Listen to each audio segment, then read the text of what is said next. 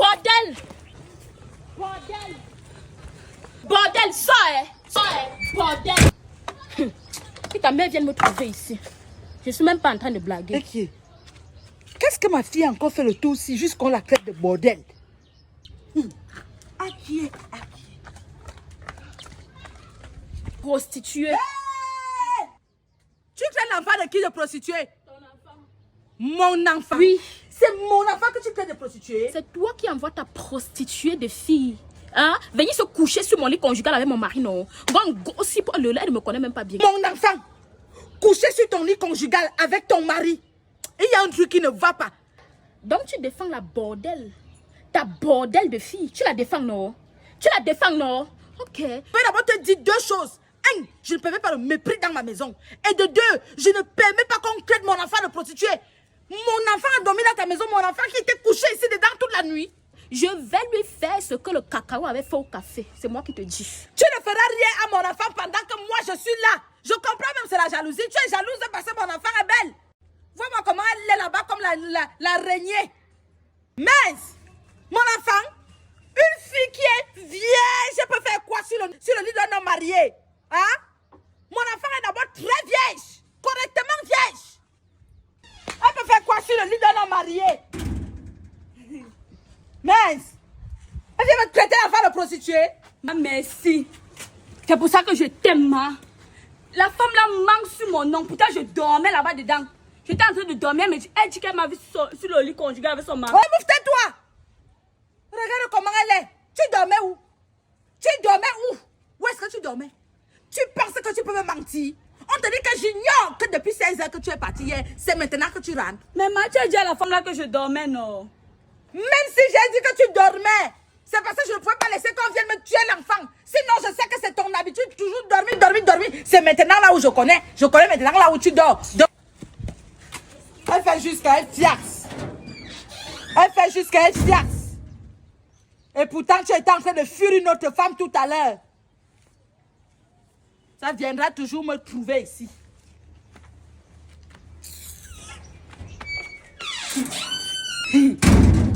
Amélie, donc tu sors. À peine tu es rentrée, ça ne fait même pas 10 minutes que tu sors déjà encore. Sors. Si je dors aujourd'hui sans te voir, oublie, ne rentre même plus dans ma maison parce que je suis fatiguée de toi. Maman, tu as fini de faire ta jeunesse. Bon, laisse-moi jouir de ma jeunesse. Comme je suis rentrée là, j'ai un rendez-vous que ça rate. Maman, je ne sais pas si on va encore parler dans la maison aussi là. Laisse-moi jouir de ma jeunesse. Je suis en train de partir, je vais rentrer. De toute façon, je vais rentrer chez toi. Rentre bien. Mélissa, le temps, s'il y a un truc qui me dérange, je ne sais pas comment faire. Mélissa, tu me suis même. Comment il pas tu es seulement là pour marcher le chingom? Il y a quoi? C'est quoi? Tu as un problème? J'ai un problème. Tu dis que j'ai un truc qui me dérange le temps, je ne sais pas comment faire. Toi, tu es là, tu n'as même pas mon temps. Ok, je t'écoute alors. Parle vite. J'ai mon rendez-vous à 15h30. C'est tout à part là-bas. Je vais encore faire quoi de mardi à part mes rendez-vous? Ça va, non? Attends, il te dit aussi. Je suis enceinte. Et comme tu sais, il ne peut pas garder la grossesse là. Il ne sait pas comment faire. Donc, aide-moi. Trouvons une solution. Il ne peut pas garder ça. Tu as avorté combien de fois? Ouais, mais ça laisse aussi le côté là, non? Est-ce je suis venue te demander combien de fois j'ai avorté? Tu connais le père de ton enfant au moins? Je ne connais pas. C'est pour ça qu'il va avorter même. Si c'était même le gars riche là, je pouvais coller la grossesse sur lui. Mais comme je ne connais même pas qui m'a enceinte, regarde quoi. Il sait que qui est le père. Attends, Barga. Si je compte bien, c'est la 7e fois que tu vas avorter, non? Ta mère au courant? Ouais, Mélissa, c'est ton problème, c'est lequel? Il te dit aide-moi, c'est tout, non? Tu es là, tu comptes les fois que j'ai avorté. C'est mon avortement, c'est pour toi. Je t'aide comment? Est-ce que depuis que tu es mon mari, est-ce que je l'ai avorté? Est-ce que tu veux... Mais c'est ton choix, non? Je me protège, il faut comprendre ça. Protège-toi. Si tu ne peux pas te protéger, prends au moins les pilules. C'est d'ailleurs peut-être la 7e fois que tu avortes. J'ai compris prochainement pour l'instant. Je ne peux pas moi te conseiller, garde. Mais ça, je garde comment? Je ne peux pas. L'enfant, c'est une bénédiction. Parce que moi, je tombe enceinte là, je vais seulement garder. Protège-toi. Protège-toi, ma chérie. Protège-toi. L'enfant, c'est une bénédiction. Mélissa, c'est toi qui me dis ça. Ne nous vois pas marcher en route comme ça, on a le cerveau. Donc je viens te voir pour un problème comme ça, c'est toi qui me dis ça, Mélissa. Donc tu vas me conseiller. Souvent quand tu vas avorter, est-ce que tu me dis non, donc pas avorter comme tu as souvent l'habitude d'avorter, maman. J'ai mon rendez-vous, tu as avec quoi dire encore aujourd'hui? Je regrette même pourquoi il t'a parlé de mes choses. Tu es tout comme Pardon, ça. avorteuse. Comme si tu es trop 5-2. Je ne suis pas 5, Tu es mais ne tombe pas Mélissa. enceinte n'importe comment. Pardon. Avorteuse.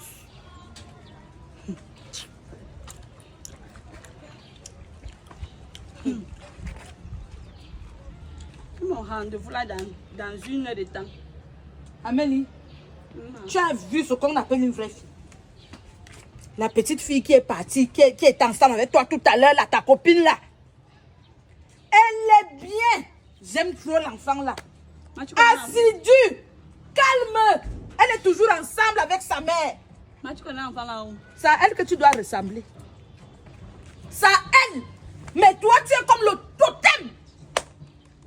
Dieu seul sait pourquoi c'est moi qui t'ai accouché. Sinon, c'est moi, c'est la qualité d'enfant là même que moi elle voulait. C'est la qualité d'enfant là qu'elle voulait. C'est la qualité là même que Dieu devait me donner. Maman, Il me donner un totem. Remercie Dieu d'avoir un enfant comme moi. Dormi dehors, dormi dehors, dormi dehors. Maman, tu as fait ton temps. Pas comment elle est. Totem. Dormi dehors, dormi dehors, dormi dehors. Tu pouvais savoir qui est cette petite fille. Une fille qu'elle a avorté même plus de 7 fois et elle est encore enceinte et elle va encore avorter. Remercie Dieu d'avoir donné une fille au moins qui dort dehors et rentre à la maison. Pas les filles qui avortent n'importe comment, les filles qui partent de chez eux, on ne sait même pas où elles sont. Elles meurent, on ne sait même pas où elles sont mortes. Dormir dehors. Bref, j'ai mon rendez-vous là. Maman, j'ai mon rendez-vous là dans 3 heures de temps. Et le monsieur là, je l'appelle même, il ne prend pas. C'est comme mon dragueur là. Dès qu'il me fait signe là, pim, je pars. Maman, le grattement c'est sucre alors jusqu'à. Hé, Amélie, ta gonocorcie n'est pas encore guérie. Ah, ma, pardon, laisse-moi un peu tranquille. C'est la recontamination. Ah. La recontamination. Moi, je suis fatiguée de tes histoires de recontamination ici. Maman, c'est comment non? Tu veux que tout le quartier sache que j'ai été contaminée, recontaminée? Amélie, je suis fatiguée de toi. Tu entends ce qu'elle te dit? Je suis très fatiguée. Tu vas aller à l'hôpital faire les examens. Et me les ramener, voilà 10 000. Maman, j'ai un rendez-vous, pardon. Pas question de rendez-vous. Hein? Voilà 10 000. Tu as rendez-vous. Tu es là, tu as la gonocorcie recontaminée. Et tu me parles de rendez-vous. Comme je te dis là, j'attends les examens. Et si je ne reçois pas ces examens, c'est le téléphone sur lequel tu comptes là que je vais écraser. Tu connais mon degré de tension. Tu me connais. J'attends les examens.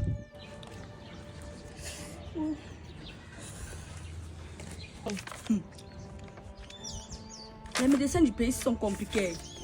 Donc, petite maladie, ils disaient d'ailleurs que j'ai le sida, l'hépatite, le chlamydia, la gonorrhée, comment? Tout ça pour moi seul. On peut être nul même dans la maladie. Même pour mentir, ils sont nuls. Hein? Même pour mentir, ils sont nuls. Une fille qui se porte, elle, et je suis bien portant. Genre, je ne ressens pas vraiment la maladie, à part le grattement là. Ils écrivent partout que j'ai le sida. Quel sida? Quel sida? On peut être nul même dans la médecine comme ça. Un enfant comme moi, je prends le sida. Hein? Je prends le sida. Amélie. Et même d'abord mon rendez-vous. Amélie. Non. Quand on te parlait, pour que tu puisses comprendre, quand je te parlais, tu disais que je bavarde trop, que j'aime trop les problèmes, que j'ai fait mon temps, que j'ai fait ceci. Tu as vu tes examens. Tu as la gonocorcie, tu as la syphilis, tu as le chlamydia, tu as l'hépatite A, B, C. Amélie, donc tu es même déjà à la dernière étape de l'hépatite. Maman, c'est le mensonge. Si ce n'est pas le sida qui te tue, Amélie, c'est l'hépatite qui va te tuer. Maman, un enfant comme moi, pas où avec le sida. Laisse-moi te dire qu'avec la qualité de carnet-ci là, avec la qualité de CV-ci, il n'y aura pas un autre homme qui va t'épouser quand il saura que tu as toutes les maladies que tu as là. Parce que là où tu es là, si tu ne te soignes pas, tu meurs. Tu es au crépuscule de ta vie. Comme tu vois là, la mort est proche. La mort est proche. Maman, j'ai un rendez-vous tout à l'heure. Tous les conseils là, ça ne m'aide pas. Ça ne t'aide pas. Hein? Un enfant comme moi, il sort avec les maladies. Que ça ne t'aide pas. Que ça ne t'aide pas. Ne te soigne pas. Tu vas partir, moi je vais continuer à rester faire ma vie. Et je te rappelle que je peux même encore accoucher un autre enfant. En tout cas, j'ai mon rendez-vous. Je vais aller donc contaminer nos personnes. Tiens. Je préfère mourir. Tous les hommes que je sors les temps, ils disent qu'ils laissent contaminer le gratter. Je préfère mourir. Je ne peux pas. Je ne suis plus sûre de supporter. Seigneur, aide-moi. Oh! Maman, laisse-moi mourir. Maman, laisse-moi mourir. Maman, laisse-moi mourir.